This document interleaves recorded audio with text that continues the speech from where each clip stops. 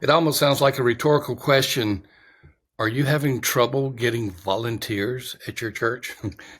Well, I bet 99.9999% of those of you who are listening or watching, by the way, hello, viewers at YouTube, hello, listeners at whatever your favorite podcasting app is. Give us ratings and reviews, subscribes, all those things where we can get this free ministry out to others. So please do so. So I'm just imagining the several thousand people responding saying, yes, we have trouble getting people to volunteer. I don't have a silver bullet, but I do have some things that I think will help you. So we'll be talking about 3 questions you should ask if you are having trouble getting volunteers. Before we get to that, we want to thank our sponsor, Belay. Belay has just been a great resource for us. They're in the world of virtual assistants. They're in the world of virtual bookkeepers. They can do so many things where you don't have to worry about all of the back end work. You don't have to worry about the personnel part of it. They take care of all of that for you. And even more importantly, they provide you the right kind of people that will match your organization and will match you as a leader. Make sure you contact Belay, and while you're at it, download their 25 tasks a pastor can delegate to an assistant.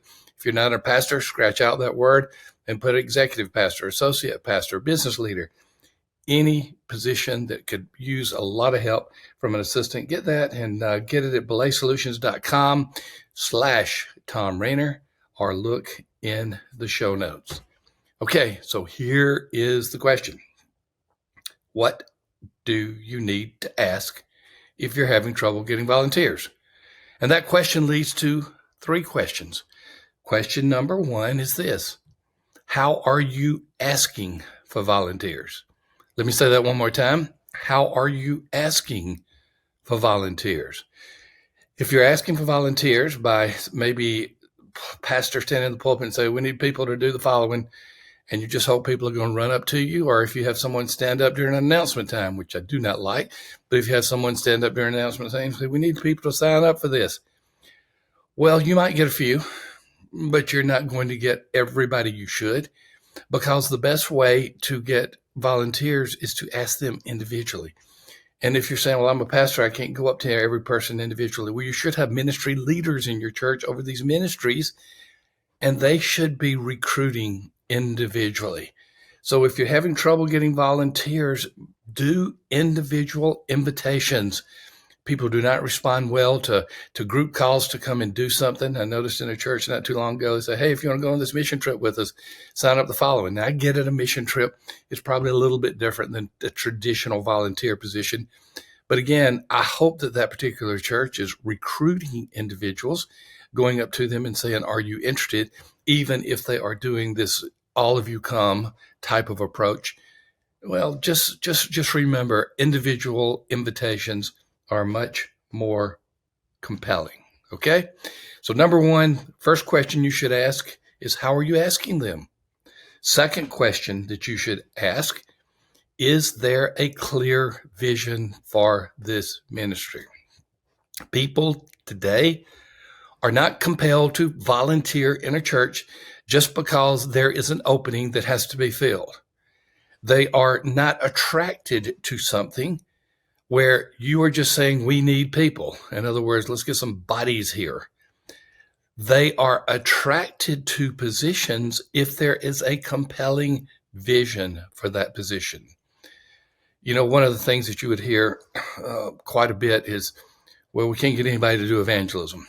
I asked, one pastor came up to me and I said, he said, Thom, we can't get anybody to do evangelism. I said, you mean 0? He said, 0. I said, well, how about you? And he kind of looked at me. I said, aren't you volunteering to do evangelism? Will your spouse do evangelism? Can y'all recruit 2 or 3 people yourselves to do evangelism? Once again, here's the issue. Is there a clear vision? Is there a clear vision for this ministry? And if you have a clear and compelling vision, such as, hey, we've got this ministry, this vision called the Hope Initiative. In 30 days, we're going to be able to jumpstart our evangelism and prayer ministry. Are you interested in doing that for 30 days?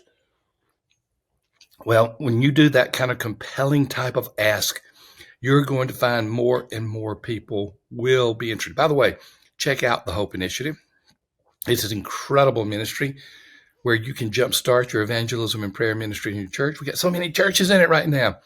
It is so incredibly exciting. Question number 2, is there a clear vision? Question number 3, are you contributing to the 80-20 principle? Are you contributing to the 80-20 principle, sometimes called the Pareto principle, named after the person who coined it for the first time, the 80-20? You know what the 80-20 principle is. 80% of your ministry in your church will be done by 20% of the people. Are you going back to the same people and asking them just because you know that they'll say yes, because they always are willing to volunteer and they'll continue to volunteer, and to the point of burnout? Is it easier for you to go to someone who has done many, many ministries and continues to do many, many ministries instead of go to someone who perhaps has never been involved, just because it's easier and simpler to get someone that you just think is going to say yes? If so, you are contributing to the 80-20 principle. You are one of those people that are responsible for 20% of the people in your church doing 80% of the ministry. Now, if you just simply answer these 3 questions with honesty and in a way that you can respond in a proactive sense, you will then begin to see the number of volunteers increase. Remember these 3 questions. How are you asking them? And we hope that you're asking them through invitation individually, talking to them, making certain that this is one-on-one. And if you do a group invitation, augment it with one-on-one. Number 2, is there a clear vision? I talked about the Hope Initiative, and I just said the Hope Initiative is a 30-day jumpstart to evangelism and prayer with just a few people in your church.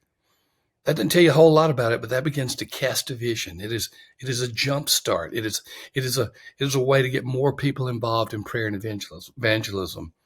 Do you have a clear and compelling vision? Number 3, are you contributing to the 80-20 principle, the Pareto principle? Are you yourself going to people that you think will always say yes, even to the point of burnout?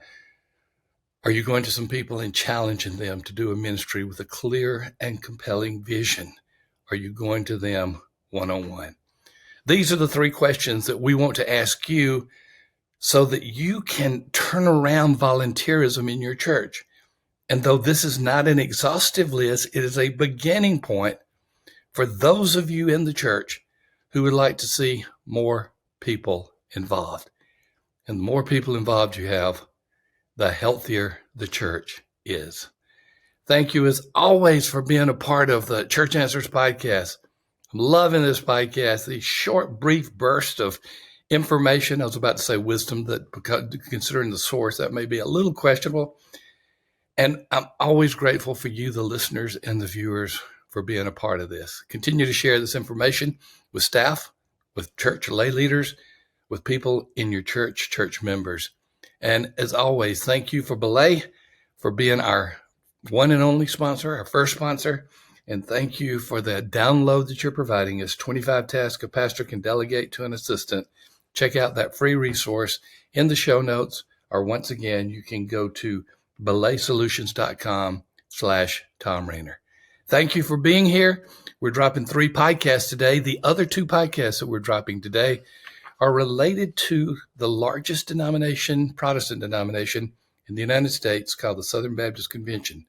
We're going to look at the decline of that. But that's for another podcast. I'll be seeing you and I'll be talking to you in the next podcast of the Church Answers podcast. See you then. Hey, folks, this is a PS to our podcast. We got some exciting stuff that we want to offer you absolutely for free. Sam, when you think about predictive factors in a church's growth, if you take out demographics, what are some things that come to mind? Just 2. I mean, don't give me a list of 10. Just 2 or 3 things that come to mind on predictive growth of a church. Well, evangelism and whether the church is doing it or not. Bingo. And then I will add, is it an ongoing evangelism emphasis? Double bingo. Well. Maybe something about leadership and their commitment to that. So all of the above. Evangelistic churches have evangelistic pastors. Is the staff, is the lead pastor doing the work themselves? We have a free download for you, and it's actually a sheet that you can self-score.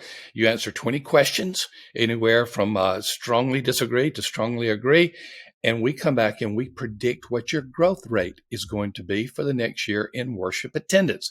It's not a perfect tool, but it's a good tool. There's a link to that for the attendance predictor. Look in the show notes. You'll absolutely love it. That's cool. We'll see you soon.